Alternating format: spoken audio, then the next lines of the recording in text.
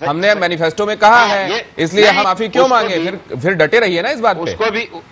उसको भी अर्जुन मेघवाल साहब कुछ कह रहे हैं। मेघवाल साहब, वो माफी मांगी उन्होंने। मेघवाल साहब कहिए के ऊपर इस बात पे मैं ये कहना चाहता हूं कि आदर्श आचार संहिता कोई चीज होती है, जब चुनाव की घोषणा हो जाती है तो मॉडल कोड ऑफ कंडक्ट लागू हो जाता है चुनाव आयोग के द्वारा। कहनी पड़ेगी। जैसे चुनाव आयोग ये कहता है कि शराब आप वितरित करके वोट को खरीद नहीं सकते, या वोट का प्रबोलन वो दे करके आप वोट को खरीद नहीं सकते, ये आदर्श आचार संहिता में आता है। ऐसा ये आता है कि जो आपने घोषणा पत्र में कहा है इससे अधिक अगर आप कहते हो तो वो मॉडल कोड ऑफ कंडक्ट का उल्लंघन है। यही बात मैं कह रहा हूं कि मॉडल कोड ऑफ कंडक्ट का उल्लंघन करने पे चुनाव आयोग को सजा देने का अधिकार है, चुनाव आयोग को सजा देना चाहिए। अदरवाइज तो बेनी प्रसाद वर्मा कल बोल गए थे कि प्रधानमंत्री 80 साल के हो गए, उनको भी कोई आवश्यकता नहीं अब कुर्सी पे बैठने के। राहुल नहीं तो ये मॉडल कोड ऑफ कंडक्ट आप लोग कितना ध्यान में रख रहे हैं? आप जिसको टारगेट कर रहे हैं, खुद हिंदू महासभा के लोग जाकर शिकायत करते हैं, उस पर संज्ञान लिया जाता है, आपसे जवाब मांगा जाता है।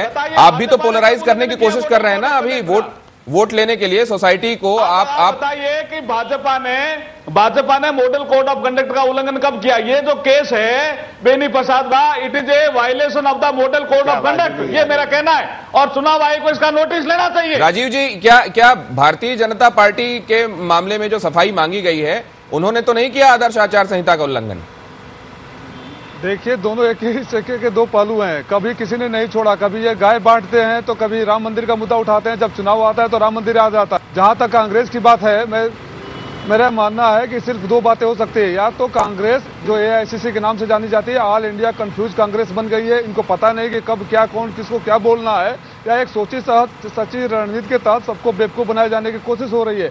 ये चुनाव आयोग को बेवकूफ बना रहे हैं कि देश को बेवकूफ बना रहे हैं कि मुसलमानों को बेवकूफ बना रहे हैं? अगर ये समझते हैं कि अपनी इस तरह की हरकतों से सबको एक साथ बेवकूफ बनाकर चुनाव जीत जाएंगे, तो इनकी खुली आंखों से सपना है।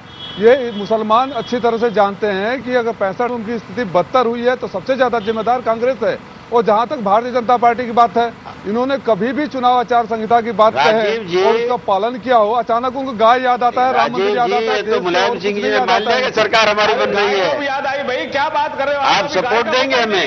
क्यों गाय को? ये तो मुलायम सिंह जी ने हर कोई में कह दिया। अरे आपको सपोर्ट, आप खुली आंखों से सपना देखिए, आप लोग भी। और अगर राम मंदिर बनेगा तो हमारी समाजवादी पार्टी की सरकार पूर्ण बहुमत से अपने दम पर आ रही है। न कांग्रेस की कोई जरूरत है, न कांग्रेस की कोई मोहताज है।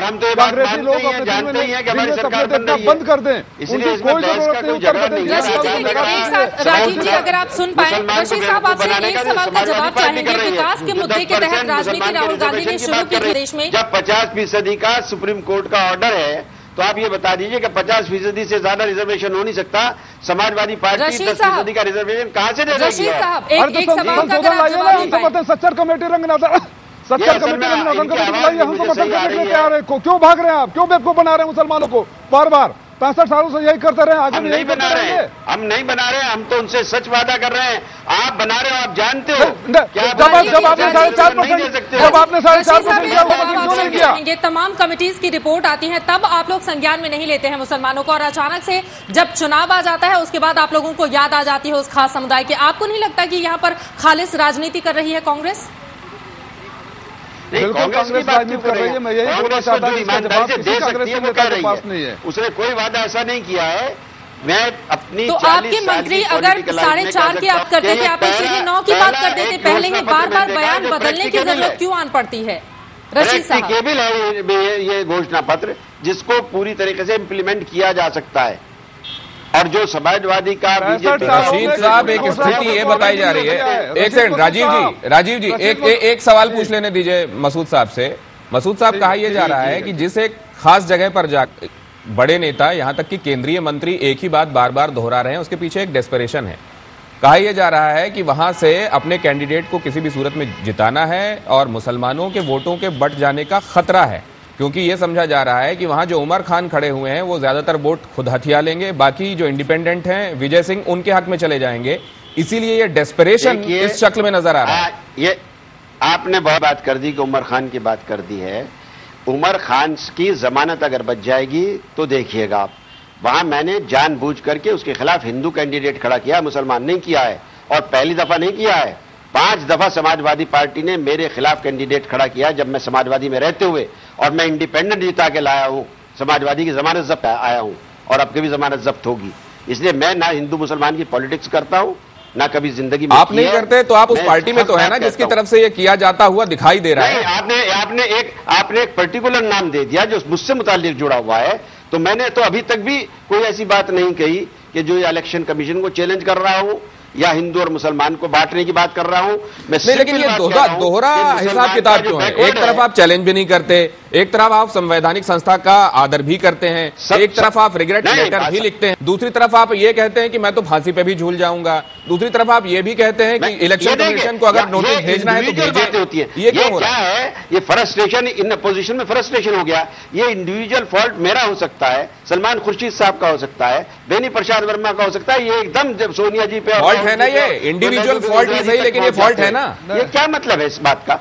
यह है कि कुछ तो पार्टी में अगर गलती हो जाती है तो इंडिविजुअल की हो जाती है, अगर सही हो जाता है तो 10 जनपद का हो जाता है। ये परंपरा है, जो भी गलती किया जाता है ये गलती नहीं हो रही है, इसके तो लेकर दिया जा रहा है और रोल प्ले कर रहे हैं, डिफरेंट एक्टर हैं जो रोल प्ले कर रहे हैं। अर्जुन मेघवाल साहब कुछ कह रहे हैं। अर्जुन साहब कहिए, आप क्या बोल रहे हो? इलेक्शन में बेकार खड़े हो, आपके नेता ने हार मान ली है और दूसरे ने कह दिया कि चुनाव आयोग में हिम्मत है तो मुझे नोटिस भेज करके देखें। ये चुनाव आयोग की सीधी धमकी है। मेरा ये कह के एक तो आदर्श आचार संहिता का उल्लंघन और एक चुनाव आयोग को सीधी धमकी देना। ये मंत्री के खिलाफ चुनाव आयोग को कार्रवाई करनी चाहिए। पूरा देश देख रहा है क्या बेनी प्रसाद वर्मा कह रहे हैं। और अगर ये कांग्रेस की आला कमान की बिना सहमति के कह रहे हैं तो ये उनका दम है, और अगर वो सहमति से कह रहे हैं तो आला कमान के खिलाफ कार्रवाई होनी चाहिए। अर्जुन जी, आयोग इंडिपेंडेंट बॉडी है, सक्षम है। शिकायत आप लोग क्यों नहीं क्लियर स्टैंड लेते हैं कि अगर मंत्री इस तरह के बयान दे रहे हैं तो चुनाव आयोग उनके खिलाफ कड़ी कार्रवाई करे? आप लोग क्यों नहीं जाकर ये बातें कहते हैं? अरे क्लियर स्टैंड कैसे लेंगे? उन्हीं के कहने पर मंत्री बोल रहे हैं, क्लियर स्टैंड कैसे ले सकते हैं?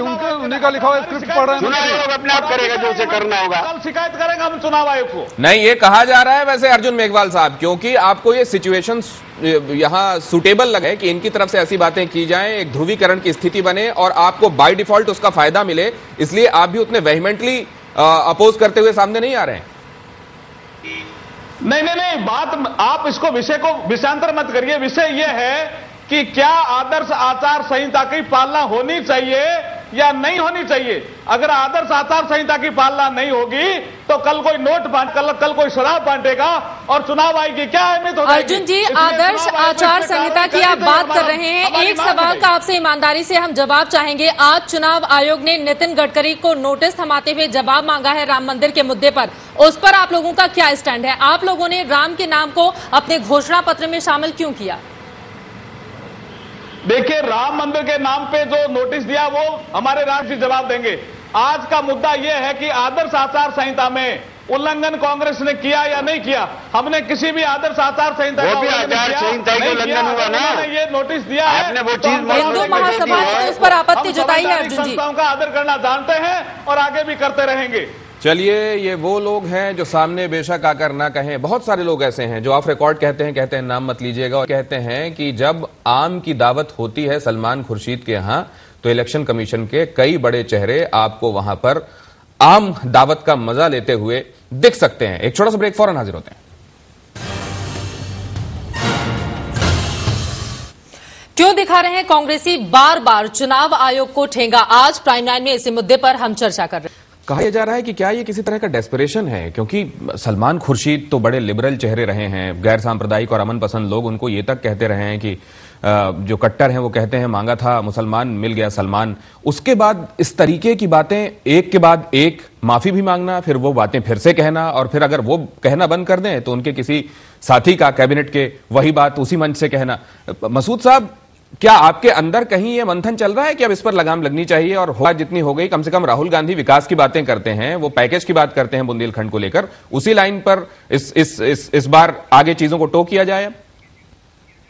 देखिए, मैंने अभी कहा है कि सलीके से कोई भी बात रखी जाए। ये सलीका है जो हो रहा है। जो हमारे मैनिफेस्टो में जो हमारे मैनिफेस्टो में बातें हैं वो सारे बातें रखने का हमारा हद है, या फिर इलेक्शन कमीशन बताए, जैसा उनको नोटिस दिया है बीजेपी को कि आपने राम मंदिर का जो मुद्दा उठाया है और ये हिंदू महासभा के उस पर दिया है। तो इस तरीके की अगर कोई बात हमारे उसमें मैनिफेस्टो में है जो आचार संहिता से मेल नहीं खाती है तो उसका नोटिस दें वो इलेक्शन कमीशन में। लेकिन हम समझते हैं कि इसमें कोई ऐसी चीज है नहीं कि जो आचार संहिता से मेल न खाती हो।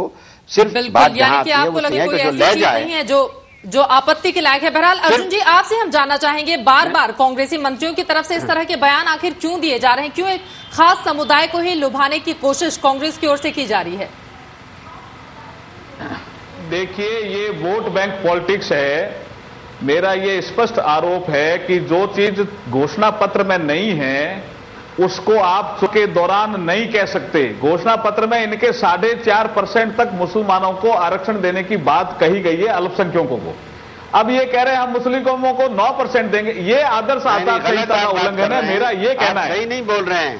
और रशीद साहब से सही बातें जान लेते हैं। रशीद साहब जी, नहीं, इसी कारण चुनाव आयोग ने नोटिस दिया। पत्र के अंदर बहुत इसी कारण सलमान खुद माफी मांगी कि हमारी सरकार उत्तर माफी मांगने के बाद दूसरे मंत्री ने फिर कह दिया। बड़ा सवाल यही है मसूद साहब कि नोटिस कोई भारतीय जनता पार्टी आपको नहीं दे रही है, नोटिस इलेक्शन कमीशन की तरफ से आया जिस पर आपने रिग्रेट व्यक्त किया है। और इलेक्शन कमीशन पहली बार राष्ट्रपति तक चला गया कि इस पर हस्तक्षेप कीजिए, ये रुक नहीं रहा है। सुन नहीं रहे हैं आप, बात सुन नहीं रहे हैं। नहीं, लेकिन आपके पास बात सुनेंगे। आप वही कह रहे हैं सलीके से कहना चाहिए, वो सलीका शायद आपकी निगाहों में। अर्जुन मेघवाल साहब एक बात बताइए, लेकिन आप लोग भी अर्जुन साहब आपको आवाज मिल रही है? घोषणा पत्र में नहीं है। घटना है। हेलो अर्जुन साहब, आपको आवाज मिल रही है? पत्र में है, लेकिन परसेंटेज का उसमें कोई जिक्र नहीं है। सीधा सीधा है कि हम अल्पसंख्यक। अर्जुन साहब भी सुनने को तैयार नहीं है। लेकिन बड़ी बात ये भी कि ये केवल टोकन विरोध के तौर पर क्यों जनता पार्टी की तरफ से दिखाई देता है? कहने वाले ये कहते हैं क्योंकि ध्रुवीकरण भारतीय जनता पार्टी को भी रास आ रहा है, इसीलिए विरोध उतने तगड़े तरीके से नहीं किया जा रहा है। हमारे साथ ये तीनों मेहमान इस चर्चा में जुड़े हुए थे। इनकी चर्चा से जाहिर है लोगों को सार और निचोड़ समझ में आ गया होगा, और जाहिर है बहुत सारे लोग अब भी हतप्रभ और हैरानी में होंगे कि क्यों इलेक्शन कमीशन की कही हुई बातों को एक दूसरे पर उछालकर मुख्य मुद्दे को कहीं किनारे पर ले जाए। बहुत शुक्रिया तीनों मेहमानों का हमारे साथ जुड़ने के लिए। तो चलिए इसी के साथ हम रुकेंगे एक छोटे से ब्रेक के लिए, और ब्रेक के बाद होंगी सिर्फ 10 मिनट में 40 बड़ी खबरें।